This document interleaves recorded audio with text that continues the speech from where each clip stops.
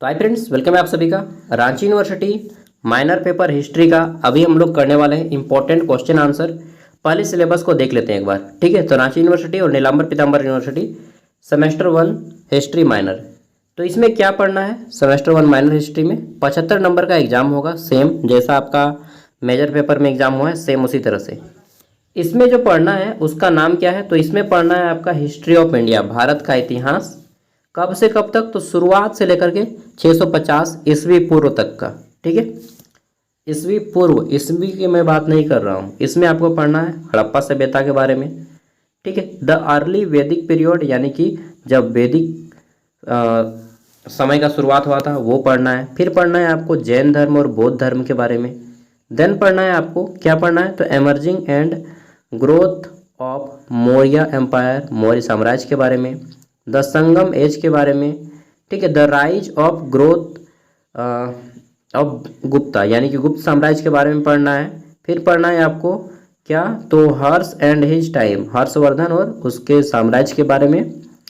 और अंत में पढ़ना है साउथ इंडिया के बारे में थोड़ा सा, ठीक है। तो ये 8 पॉइंट आपको पढ़ने हैं। अब इससे मैं 8 इंपॉर्टेंट क्वेश्चन रेडी किया हूँ और उससे पहले छोटे छोटे क्वेश्चन आंसर रेडी किया हूँ। चलिए देखते हैं, ठीक है। और सारा का सारा ऐप में आपको अपडेट कर दिया जाएगा आज, ठीक है। पॉलिटिकल साइंस अगर कोई स्टूडेंट है तो उसका भी आज अपडेट कर देंगे और वीडियो मॉर्निंग को आएगा, ठीक है। और इसका वीडियो के एंड में हम आपको क्वेश्चन पेपर का नोट्स दे देंगे, ठीक है। हड़प्पा सभ्यता की प्रमुख विशेषताओं का संक्षेप वर्णन करें, ठीक है। Describe the main features of the Harappa civilisation, ठीक। हड़प्पा सभ्यता आप सबको मालूम है। अच्छा, ये ऐप जो लोग इंस्टॉल नहीं किए हैं, ऐप इंस्टॉल कर लीजिएगा, लिंक वीडियो का डिस्क्रिप्शन में है, ठीक है। और रांची यूनिवर्सिटी वाला कोर्स ले लीजिएगा 60 रुपया में। 4 साल का फीस है 60 रुपया, 4 साल का फीस 60 रुपया है। कंप्लीट ग्रेजुएशन 60 रुपया में, ठीक है। इससे सस्ता में नहीं पड़ता है दोस्त।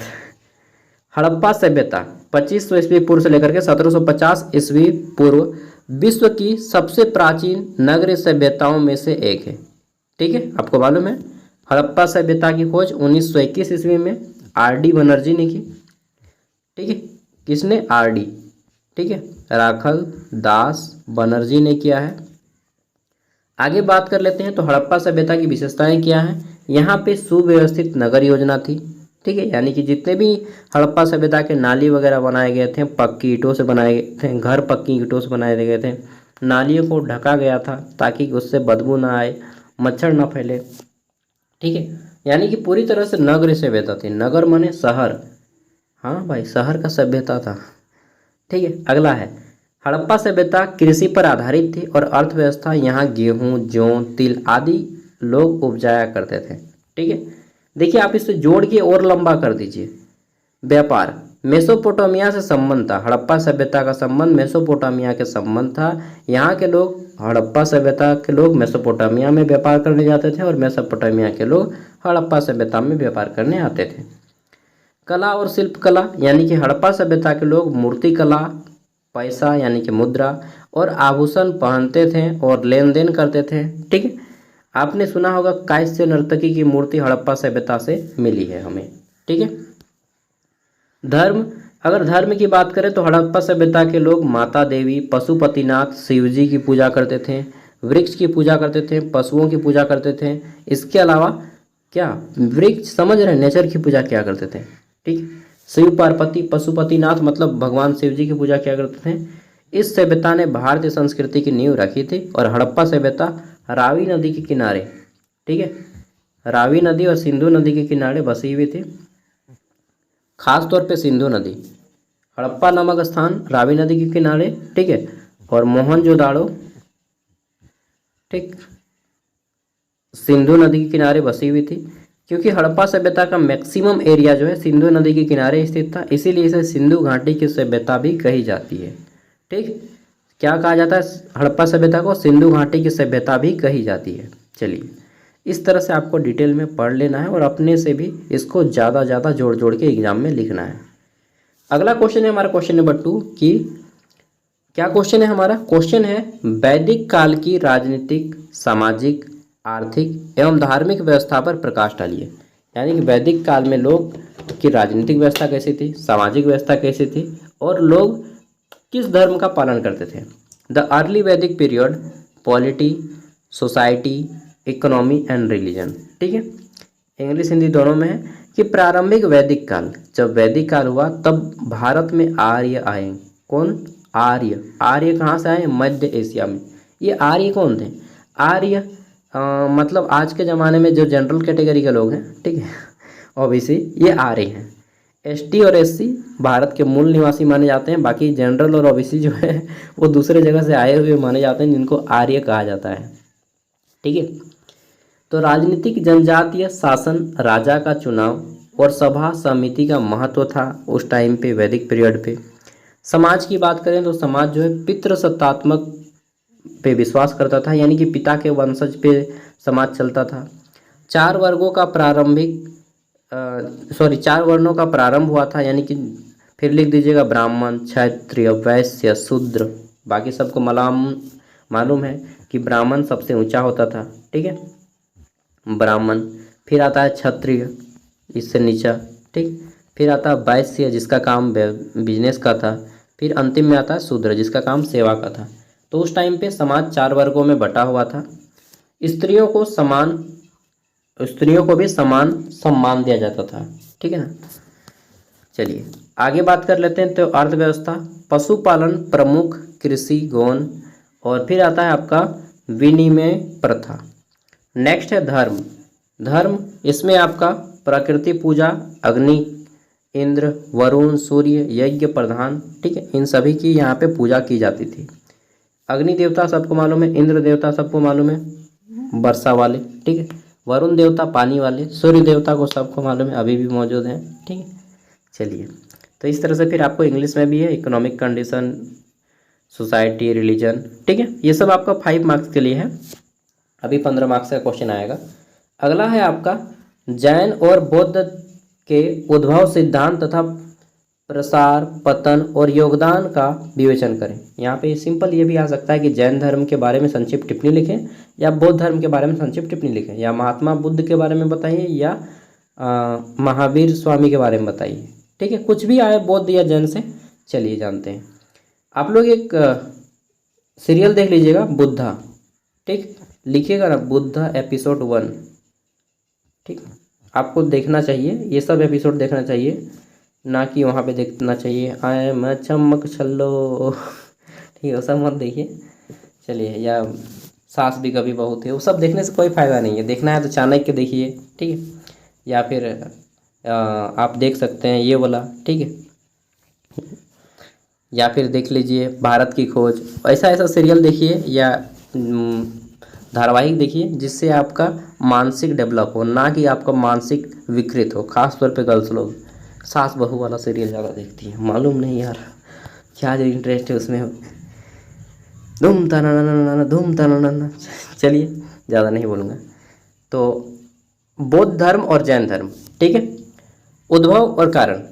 यहाँ पे क्या आता है? उद्भव। देखिए, वैदिक यज्ञों की जटिलता और कर्मकांड की अधिकता, सामाजिक असमानता क्या है? ये उद्भव के कारण है। ठीक है, बौद्ध और जैन धर्म इसलिए उत्पन्न हुए उस टाइम पे क्योंकि बहुत से ज़्यादा ही एकदम आदमी कर्म कांड करता था। कर्म कांड माने मतलब कि झूठ मूठ का दिखावा पे जीता था। ठीक है, मतलब बाहर से होता है ना कि बगल में राम छुड़ी, वही वाला बात कि आदमी शरीर से मानता था और मन से मानता ही नहीं था। इस कारण जो है, और समाज में काफ़ी ज़्यादा असमानता था, ब्राह्मण, क्षत्रिय, वैश्य, शूद्र बांट दिया था, तब जाके बौद्ध और जैन धर्म का उदय होता है। ठीक है, सबसे पहले यहाँ पे हम देख लेते हैं सिद्धांत। तो जैन धर्म का सिद्धांत क्या है कि अहिंसा, यानी कि झगड़ा नहीं करना है बॉस। अपरिग्रह। ठीक है, अपरिग्रह मतलब कि आपको धन इकट्ठा नहीं करना है। ठीक है, अच्छा। सत्य, ये हमेशा सच बोलो। तपस्या करो। ठीक है, जिसको अहिंसा, अपरिग्रह से और ब्रह्मचर्य जोड़ा गया। ब्रह्मचर्य को 5वां जोड़ा गया था महावीर स्वामी के द्वारा। इसका अर्थ ये नहीं कि आप धन का संचय न करें, धन का संचय करें लेकिन गलत धन का संचय ना करें। ठीक है, चलिए बौद्ध धर्म में क्या सिद्धांत दिया गया? अष्टांगिक मार्ग, ठीक है, और 4 आर्य सत्य दिए गए हैं, ठीक है। इसके साथ ही आपका मध्यम मार्ग दिया गया कि भाई अगर आप ज़्यादा नहीं कर पाते हैं तो ना ज़्यादा कम करें ना ज़्यादा अधिक करें, बीच बीच का करें। जैसे मैं एक एग्जांपल देता हूँ, आप एग्जाम पे ज़्यादा नहीं लिख पाते हैं, ना तो 600 शब्दों में लिख पा रहे हैं ना 200 शब्दों में लिखना है, सबसे मस्त है कि आप 400 शब्दों में आंसर करें, ठीक है। तो ये मध्यम मार्ग है, ठीक है। चलिए, तो मध्यम मार्ग का सिद्धांत किसने दिया? गौतम बुद्ध ने। प्रचार प्रसार, तो अशोक के संरक्षण में बौद्ध धर्म एशिया में फैला। अशोक, सम्राट अशोक, ठीक है, चंद्रगुप्त मौर्य के नाती और बिंदुसार के पुत्र। पतन, बौद्ध और जैन धर्म की समाप्ति क्यों हो गया? तो संरक्षण की कमी हुई, ब्राह्मण धर्म का पुनरुत्थान हुआ, ठीक है। और बौद्ध और जैन धर्म हिंदू धर्म का ही एक अंग माना जाता है, बौद्ध धर्म, जैन धर्म और सिख धर्म। नोट कर लीजिएगा, 3 धर्मों को हिंदू धर्म का अंग माना जाता है, बौद्ध, जैन और सिख। ये 3 धर्म जो है हिंदू धर्म के ही अंग माने जाते हैं according to Indian constitution, not my personal opinion, ठीक है। यह मेरा पर्सनल बात नहीं है, ये संविधान का कौन सा जो आर्टिकल है आप देख सकते हैं, गूगल पे लिखा हुआ है, ठीक है। चलिए, तो ये योगदान, फिर डिटेल में आप चाहे तो लिख सकते हैं कि गौतम बुद्ध का जन्म कपिल वस्तु में हुआ, ठीक है, जो कि एक क्या बोलते हैं उसको, फिर उनकी एक वाइफ होती है यशोधरा नाम की, जो बहुत ही सुंदर थी। फिर उसका एक पुत्र होता है राहुल नाम से। गौतम बुद्ध का बचपन का नाम सिद्धार्थ था, ठीक है। उसी तरह से महावीर स्वामी के बारे में भी बताइएगा कि बीच में घर छोड़ के भाग जाते हैं, दोनों में बहुत ज़्यादा कॉमन है, बहुत ज़्यादा समानता है बौद्ध धर्म और जैन धर्म में, ठीक है। आगे देख लेते हैं, चौथा क्वेश्चन है हमारा, मौर्य साम्राज्य के प्रशासन और अशोक के धम्म का मूल्यांकन करें। अशोक किस धर्म को मानता था? तो अभी आपने पढ़ा कि अशोक जो है बौद्ध धर्म को मानता था, ठीक है। अशोक, हाँ, evaluate the administration of the Maurya empire and Ashoka's dhamma. Ashok ने विभिन्न धर्मों, आपको मालूम है कि हिंदू धर्म शुरू से ही चलते आ रहा था, ठीक है। तो एक उस टाइम पे 3 धर्मों में समाज बट गया था अशोक के टाइम पे, एक था जैन धर्म मानने वाले, एक था बौद्ध धर्म मानने वाले, एक था हिंदू धर्म मानने वाले। अब अशोक ने क्या कहा कि भाई आप किसी भी धर्म को माने, हम एक धर्म निकालते हैं जिसका अर्थ है धम्म, धम्म मतलब धर्म ही। अशोक का धर्म क्या बोलता है या अशोक का धम्म क्या बोलता है कि आप किसी भी धर्म को मानते हो, ठीक है, हम सभी उसको सपोर्ट करते हैं। यही हमारा धम्म है कि सभी धर्मों को मानना, सभी का एक्सेप्टेशन देना, किसी भी कोई धर्म पे पाबंदी न देना। मतलब आज के टाइम पे बोले तो धर्मनिरपेक्षता को ही उन्होंने अशोक का धम्म बनाया, लेकिन खास तौर पे उन्होंने बल दिया था बौद्ध धर्म की ओर, ठीक है। क्योंकि अशोक का बेटा बेटी, अशोक का नाम, बेटा का नाम था महेंद्र और बेटी का नाम संघमित्रा, दोनों ने बौद्ध धर्म का प्रचार प्रसार अलग अलग देशों में किया है। प्रशासन, केंद्रीकृत शासन और राज्य व्यवस्था, ठीक है, राजस्व प्रणाली, जासूसी तंत्र, नगर प्रशासन और सेना उस टाइम पे हुआ करते थे, ठीक है। अशोक का धम्म क्या है, और थोड़ा सा देखिए कि ऐसा धर्म जिसमें अहिंसा हो, ठीक है, अहिंसा मतलब कोई हिंसा ना करे, सहिष्णुता हो, करुणा हो लोगों के मन में, प्रजा का कल्याण हो, पशु हत्या पर रोक हो, जो बलि लगाते हैं ना बकरा का बलि, वो सब नहीं हो, स्तंभ और शिलालेखों के माध्यम से प्रचार हो, यानी कि अलग अलग मूर्ति बने, चौक बने, चौराहे बने और वहाँ पे आपका अच्छे अच्छे कोटेशन लिखा गया हो, ठीक है। अशोक का धम्म नैतिक और मानवीय मूल्यों पर आधारित था, यानी कि व्यक्ति के पर्सनल लाइफ पे आधारित था, ठीक है। फिर आप लोग और डिटेल में तो लिख ही सकते हैं ना, घर में इतना पटर पटर बोल सकते हैं जी, एग्जाम में कहाँ लिख सकेंगे। चलिए, जब लिखने की बात होता है तो लिखने वाला में स्टूडेंट फेल नहीं करता है, फेल करता है जहाँ पे ऑप्शन चुनने का आता है, और वो पेपर है आपका अंडरस्टैंडिंग इंडिया वाला, अंडरस्टैंडिंग इंडिया, हेल्थ वेलनेस और ग्लोबल सिटीजनशिप वाला, उसमें आपको पढ़ने की ज़रूरत है। ये सब में तो आप यूं ही पास कर जाइएगा कुछ भी लिखने से। अगला है संगम युग की साहित्यिक और सामाजिक विशेषताओं का वर्णन करें। Describe the literacy and social features of the Sangam age. Sangam साहित्य, दोस्तों तमिल साहित्य में जितने भी लेख लिखे गए हैं, तमिल भाषा में जितने भी लेख लिखे गए हैं, जितने भी पुस्तक लिखे गए हैं, इन सभी को संगम साहित्य कहा जाता है, ठीक है। अगर पूछे कि संगम साहित्य का संबंध किस भाषा से है तो तमिल भाषा से है, ठीक है। देखिए, संगम साहित्य, इसको पढ़ लीजिए आप थोड़ा सा, तमिल का वर्ड है, पढ़ लीजिएगा। एट्टुगोई, 8 संग्रह। एट्टुगोई मतलब 8 संग्रह, ठीक है। और पट्टुगोई मतलब 10 गीत। समाज वर्ग, जो संगम साहित्य है वह 8 संग्रहों में और 10 गीतों में बटा हुआ है। समाज वर्ग विभाजन, वीरता और दान की प्रशंसा किया करते थे। स्त्रियों का स्थान अच्छा था।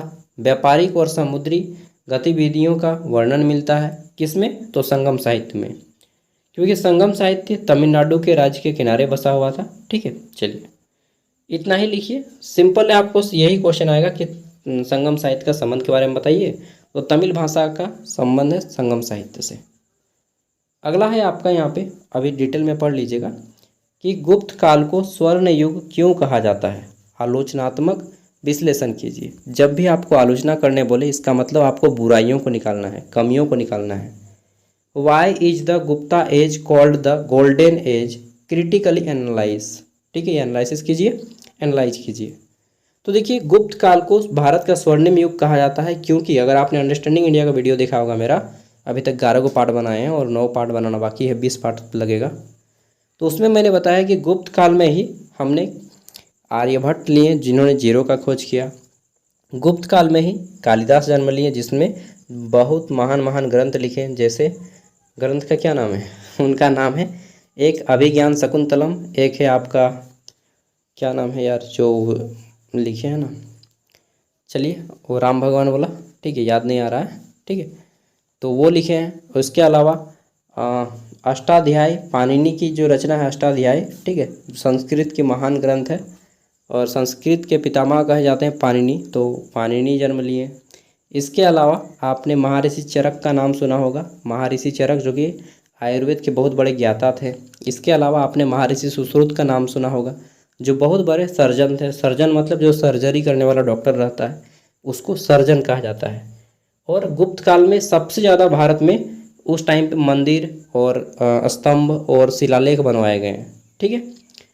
उस टाइम पे जनता बहुत खुश थी। जब इतना सब कुछ रहेगा तो हम क्यों नहीं कहेंगे कि वह गोल्डन पीरियड है, ठीक है। यानी कि प्रशासन कुशल और केंद्रीय शासन था, अर्थव्यवस्था, कृषि, व्यापार और सिक्का प्रणाली थी।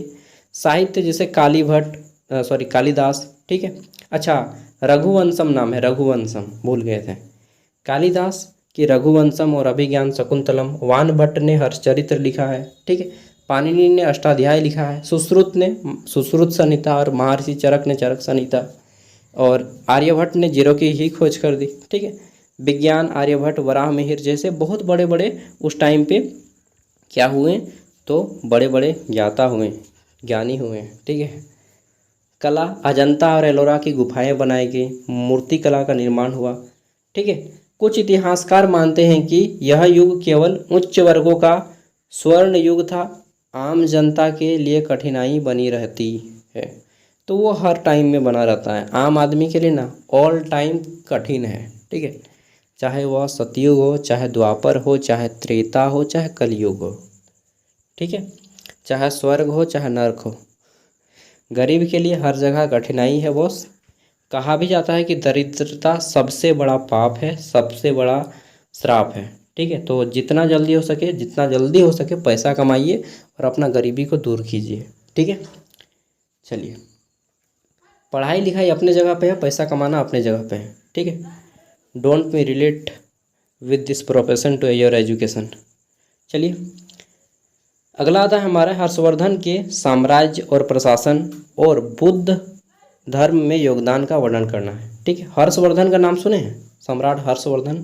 डिस्क्राइब हर्ष किंगडम, ठीक है, administration and his contribution on to Buddha. तो देखिए हर्षवर्धन यही वह राजा है जिसने कुंभ मेले का आयोजन किया। नाम सुने, कुंभ मेला जो 12 वर्षों में एक बार लगता है। भारत में 4 जगहों पे लगता है, ठीक है, 4-4 साल के अंतराल में, और 4-4 साल के अंतराल में तो नहीं 3-3 साल के अंतराल में लगता है। चलिए, साम्राज्य, तो हर्षवर्धन जो है, हर्ष का सामान्य उत्तर भारत तक सीमित था राज्य। कहाँ पे? हर्षवर्धन का साम्राज्य उत्तर भारत में था। प्रशासन केंद्रीकृत था, शासन प्रज्ञा के कल्याण पर ध्यान दिया करती थी, ठीक है। प्रज्ञा बोल सकते हैं, चाहे प्रजा भी बोल सकते हैं। सॉरी मैं गलत पढ़ा ना। मतलब क्या होता है ना कि जब मैं बोलने लगता हूँ फ्लो फ्लो में, तो एक दो वर्ड गलत निकल जाता है, आप में भी गलत निकलता होगा। बौद्ध धर्म, तो बौद्ध धर्म का संरक्षण किया हर्षवर्धन ने। ठीक है, हर्षवर्धन भी बौद्ध धर्म का बहुत बड़ा भक्त था। नालंदा विश्वविद्यालय जिसकी स्थापना कुमारगुप्त ने की थी, किसने की थी? कुमारगुप्त ने। ठीक है, यहाँ पे बौद्ध धर्म की पढ़ाई होती थी, चीन से लोग पढ़ने आते थे। ठीक है, तो नालंदा विश्वविद्यालय को दान दिया चीन का जो यात्री था। ठीक है, चीनी यात्री वेनसांग इन्हीं के शासनकाल में यात्रा करने आए थे। ठीक है, चीनी यात्री वेनसांग, इन्हीं को यात्रियों का राजकुमार भी कहा जाता है। क्वेश्चन भी आता है कि चीनी यात्री वेनसांग किसके शासनकाल में भारत आए हैं, तो ये हर्षवर्धन के शासनकाल में भारत आए हैं। ठीक है, तो अगर पूछे तो इस तरह से आप लिख दीजिएगा, काफ़ी ज़्यादा बड़ा आप आंसर कर सकते हैं। ठीक है, अगर आप मेरे आंसर से सेटिस्फाइड नहीं है तो लॉन्ग आंसर को पढ़िएगा, सेटिस्फाइड हो जाएंगे। और तब भी ज़्यादा सेटिस्फाइड नहीं है तब आपको गूगल का सहारा लेना चाहिए। ठीक है, अगला है दक्षिण भारत की राजनीतिक, सामाजिक और आर्थिक सांस्कृतिक विशेषताओं का विवेचन करें।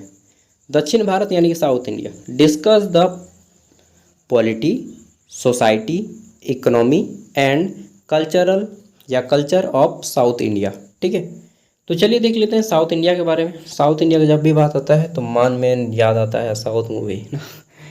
South movie, idli dosa, biryani, sambar. चलिए राजनीति, तो देखिए साउथ इंडिया में चोल साम्राज्य बने, चेर साम्राज्य बने, पांड्य बने। ठीक है, पाल साम्राज्य बनते हैं और सातवाहन बनते हैं। ठीक है, ये आपका साउथ इंडिया के रूलर थे, साउथ इंडिया के शासक थे। ठीक है, समुद्री शक्ति पे साउथ इंडिया का विजय था, क्योंकि साउथ इंडिया दक्षिण भारत में ही पूरा का पूरा समुद्र लगभग बसा हुआ है। ठीक है, इधर आपका ये देखिए उड़ीसा से लेकर के पूरा एकदम उधर करना कितना गुजरात तक। ठीक है, तो मैक्सिमम एरिया साउथ इंडिया में ही आता है समुद्र का। समाज में बात करें तो साउथ इंडिया में जब शासन चल रहा था दक्षिण भारत में, तो दक्षिण भारत की संस्कृति में वर्ण व्यवस्था का प्रभाव पड़ता था। वहाँ पर भी ब्राह्मण, क्षत्रिय, वैश्य, शूद्र। ठीक, स्त्रियों का स्थान ठीक ठाक था और वीरता और परंपरा की गाथाएं भी गाई जाती थी। ठीक है, अर्थव्यवस्था की बात करें तो साउथ इंडिया के लोग भी कृषि का बहुत ज़्यादा पैदावार करते थे। इसके अलावा मसाला का व्यापार क्या करते थे साउथ इंडिया के लोग, और समुद्री व्यापार भी क्या करते थे, मछली का भी व्यापार क्या करते थे। ठीक है, समुद्री व्यापार, मछली व्यापार, क्योंकि साउथ इंडिया में समुद्र है। अगला है हमारा संस्कृति, मंदिर स्थापत्य कला उन्होंने बनाया। साउथ इंडिया का मंदिर बहुत फेमस है, देखते हैं ना, एकदम एक गजब गजब का मंदिर है। बृहदेश्वर मंदिर, ठीक है, तंजावुर में है। उसके बाद क्या क्या है यार, तिरुचिप्पाली, और क्या क्या है। ठीक है, जलकंठेश्वर मंदिर, कोणार्क सूर्य मंदिर।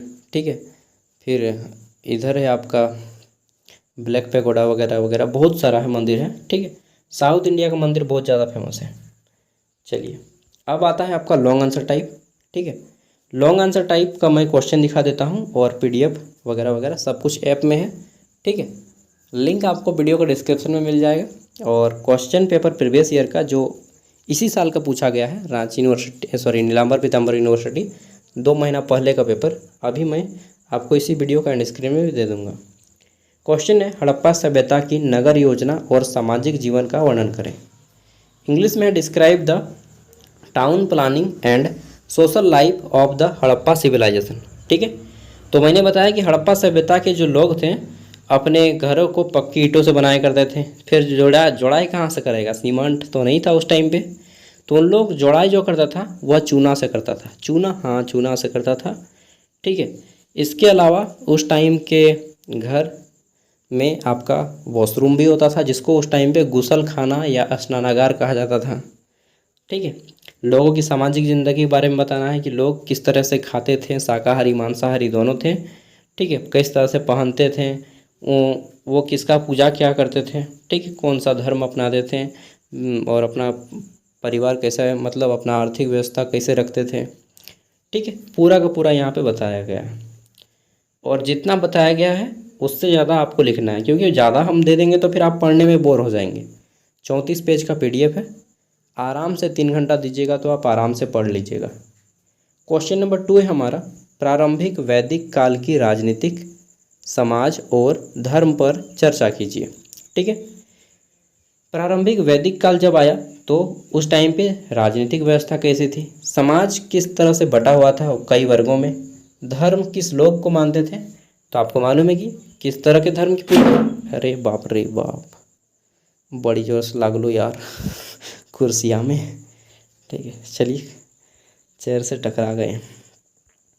तो उस टाइम पे लोग पशुपतिनाथ, इंद्र भगवान, वरुण देव, वायुदेव, अग्निदेव की पूजा किया करते थे। ठीक, फिर आपको पितृसत्तात्मक समाज में पिता की वंशज था, मतलब पिता के वंशज से, जैसे महिलाएं शादी होने के बाद पिता के वंशज के घर जाती हैं। फिर पुत्र जो है पिता के नाम से जाना जाता है कि किसका बेटा, तो फलनवा का बेटा। ठीक है, चलिए, और बाकी डिटेल में आप लोग पढ़ लीजिएगा। मैंने यहाँ पे शॉर्ट नोट्स दिया है आपको, ठीक है, ताकि पढ़ने में ज़्यादा टाइम ना लगे, शॉर्टली आप रिवाइज कर सकें। अगला है जैन और बौद्ध धर्म के प्रमुख सिद्धांतों और उनके योगदान का विश्लेषण करें। तो वही क्वेश्चन, सारे क्वेश्चन हैं अभी इसमें लॉन्ग आंसर टाइप में है, और 8 ही मैंने दिए, ज़्यादा क्वेश्चन नहीं दिया, 8 क्वेश्चन। ठीक है, आपको एग्जाम में किस तरह से फॉर्मेट आता है आपको मालूम है ना। चलिए, 1 मार्क्स वाले 5 क्वेश्चन आएंगे, 5 मार्क्स वाले 2, जैसा कि आज के एग्ज़ाम में आया। ये आपका ग्रुप ए रहेगा 15 मार्क्स का। ठीक, और ग्रुप बी रहेगा आपका कितने नंबर, तो 15 मार्क्स वाले टोटल 6 क्वेश्चन आएंगे, जिसमें से किसी 4 का आंसर करना होगा, ये 15 मार्क्स वाला। ठीक, 15 मार्क्स वाले का आंसर कितने वर्ड्स में करना है, मैंने क्या बताया, महात्मा बुद्ध का नियम अपनाओ, मध्यम मार्ग, 400 शब्दों में। ठीक है, टाइम भी बचेगा, हाथ भी दर्द नहीं करेगा। ठीक है, नहीं तो माथा का दर्द हाथ का दर्द बन जाएगा ठीक है, चलिए, तो हालांकि आपका यूनिवर्सिटी गैप में एग्ज़ाम दे रहा है कि भाई रेस्ट करने का मौका दे रहा है, तो रेस्ट कर लीजिए और उसके बाद आराम से फिर पूरा एकदम रगड़ दीजिएगा। ठीक है, चलिए, अगला क्वेश्चन क्या है, मौर्य साम्राज्य के बारे में है। मौर्य प्रशासन और अशोक के धम्म का ऐतिहासिक महत्व समझाइए।